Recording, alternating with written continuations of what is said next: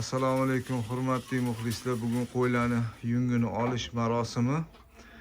Xudo xolasa bugun hammasini olib tashlaymiz. Kunlar isib ketdi.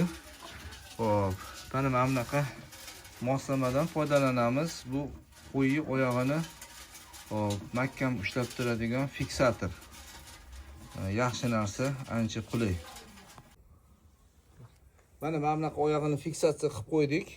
Mana orasiga tiqib, oddiy bunaqa elektrod sim bilan stopper qilib qo'yiladi. Mana hech qayerga ketmaydi. Boshini boylab qo'yamiz trubaga, nimaga, qoziqqami. Mana bunaqa moyga botirib olamiz. Endi buni ko'pchilik biladi, bilmaganlar uchun ko'rsatyapman. Mana moyga botirib olamiz. Bu mana qilib olaveramiz. Tozalab, toshmasdan.